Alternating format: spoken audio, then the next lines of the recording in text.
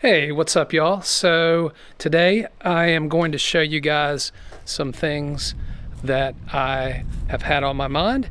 This is my Sony ZV-E10 and I'm shooting in f1.8. I had to turn up my shutter speed to 200 anyway, which is kind of good, but I'm gonna jump outside of my comfort zone and do a little bit of a vlog here in front of my house instead of in my backyard. But as you've heard the rumors, there is going to be a ZV-E1 released next week, and that is supposed to be the big brother of the ZV-E10, which we're shooting on. And a lot of people were saying, oh wow, full frame, you know, about $2,500 or $2,000 to $2,500. I'm not that impressed. I don't know about y'all. That's not something that really interests me, but I am wondering, does it address some of the issues that I've been having with my ZV-E10? The biggest issue being stabilization. And I'm wondering, there's no specs that show what the stabilization features are going to be with that camera. It is going to be 4K 60 with no crop, and it's also going to be 4K 120 with no crop. But I'm wondering, what is it going to have? IBIS? Is it going to have a digital crop that is less than the 45% crop that this has? That is what and where my curiosity is. So I'm going to do some tests today with the ZV-E10 to address some of the stabilization issues. The fix is the gimbal, but the gimbal's big, it's bulky, it's difficult to travel with, and it's a little bit tedious to set up. And also I'm wondering, is this considered a professional setup? Am I going to get asked, do I have a permit or something like that? So those are all my questions. So we're going to address some options. Like I said, right now I've got my gimbal, and this is probably going to be really stable as I just do a walk and talk vlog. Anything more than that, you're going to want probably to break out your GoPro in good light. So I'm going to be doing this in a practical sense. So this is the gimbal. All right, so this is no stabilization, and I'm going to come down the stairs here, the stoop, and we'll do a little bit of a walk around. You're probably going to see a lot of unstabilized corners and everything else. This is again the Sony ZV-E10 with the Sony 11mm f1.8. I'm just handheld. I mean, the lens is literally in my hands, and I'm just doing a walking vlog. So I'm going to turn around here and face the sun, just coming out a little bit more. I've still got my shutter speed at 200. I've got my f-stop at f1.8. So this is how this would look. Now let's move on to the next test. All right, so this is with Steadyshot Active. That is a digital stabilization. And as you can see, there's quite a bit of a crop. I think I'm even holding my hand out just a little bit more, and you got to be conscious of that so you don't get one of these looks. So this is with active Steadyshot on. This is a digital stabilization, and the crop is like 45%, as you can see. Luckily I do have the 11mm on this lens, so it's actually possibly usable this way. So we're going to turn around here. I'm just walking normal. I'm not trying to be steady, just like I would do if I were traveling and on a cruise or something like that. This is how I'd walk. I would not do, here's a ninja walk, here's a ninja walk. And I don't even know if I can, that just doesn't even feel comfortable. I don't even think that's usable. When I see people testing and these big YouTubers testing out these things and they're doing a ninja walk, nobody practically is going to do that unless they're a cinematographer. You know, you do concentrate on keeping the camera, try to keep it steady, but not really. Next test. All right, this is with Steadyshot off, but I'm going to use Catalyst Browse to use the gyro information out of this camera to stabilize this particular clip. And I'm just going to do the same thing. I can even see in the viewfinder there, if that I'm much more wide. This is about as far as I had it out with the active Steadyshot on. So as you can see, quite a bit more wide. Everything else is the same. Shutter speed's at 200, aperture's at f1.8, and I'm curious. I can't see it in the shot, but I've got my dead cat on because there's wind. And so that is designed to keep the wind out. I hope it's doing a really good job, because it is. I mean, this is a normal, good breezy day. Hope it's not gonna rain, but because this camera is not weather sealed. But yeah, this is what it looks like. Stabilized in catalyst browse. I'll probably end up doing like a 10% crop or something like that.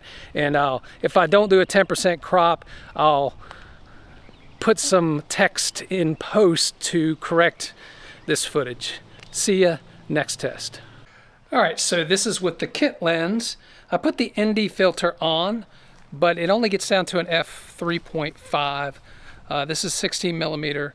Just wanted to show you what this looked like really quick, because when I turn on active Steadyshot, the crop's going to be almost I think it's probably going to be unusable with this particular lens. It is getting a little bit cloudier. I hope I can finish this up before the rain comes, but we'll see. So this is with no stabilization on the kit lens. All right, this is with OSS, or what is called Steadyshot, or standard Steadyshot. So does this look any more stable than with no stabilization at all? You know, I'm probably not going to take any of this footage into Catalyst. So I just wanted to let you guys see what Steadyshot looks like on the kit lens. Yes, wow. This is with Steadyshot on active, which is a digital stabilization. And it's just, I'm holding my hand out as far as I can possibly get, and we'll see how this looks.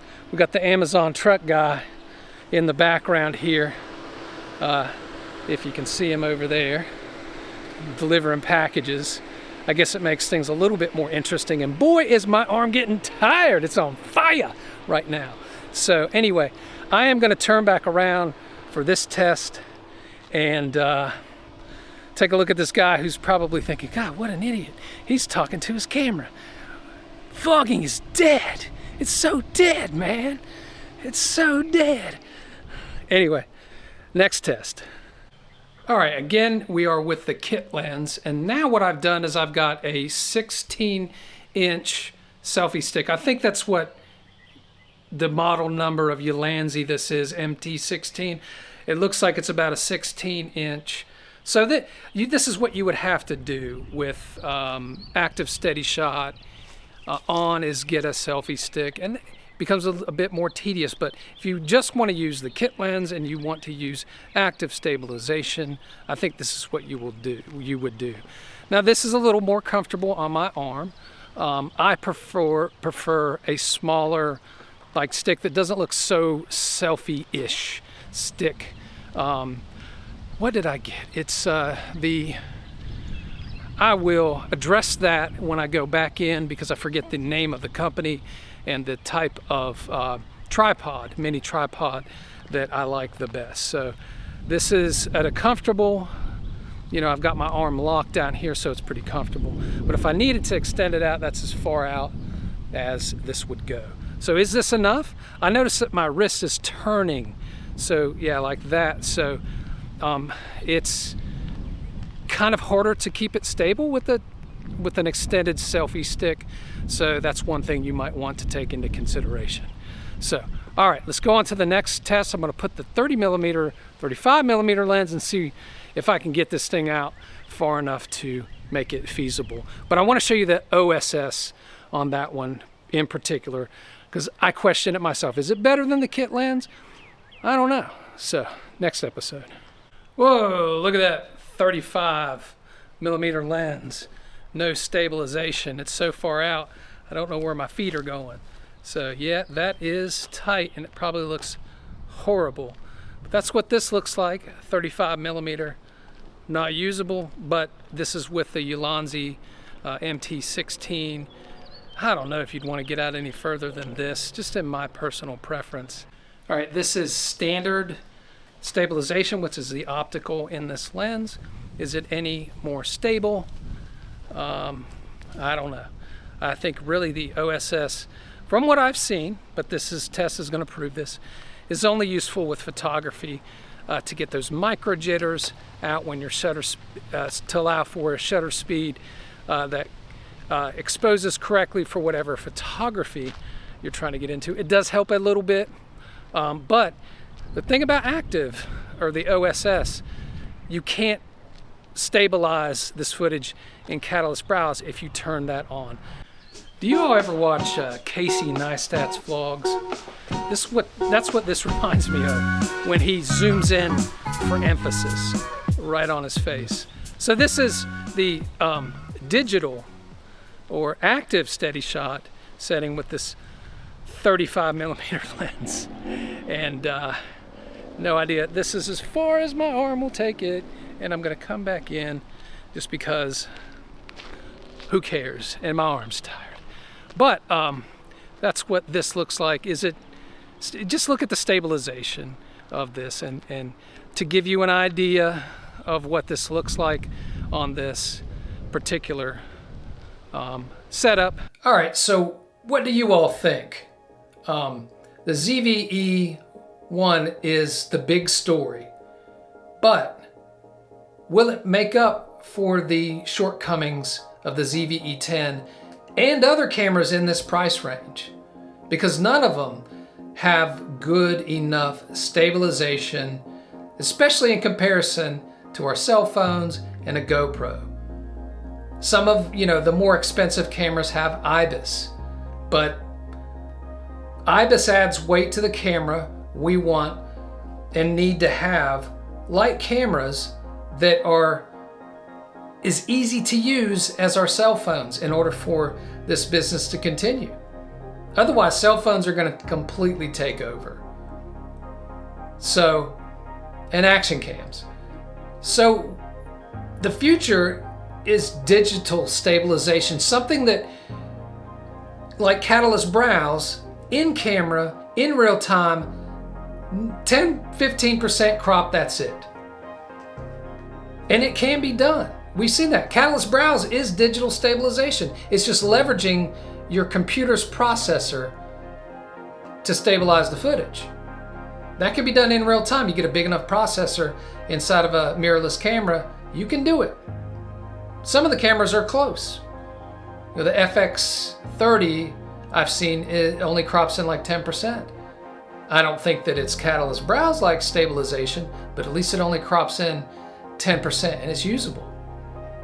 So, will the ZV-E1 solve this problem? It solves the other crop problems, or so the rumors say.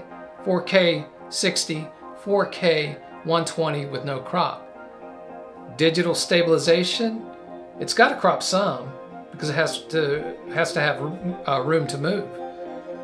But will it crop in 10-15% and be really, really good? One of the other rumors is that it's going to have a lot of AI features. Is this one of them?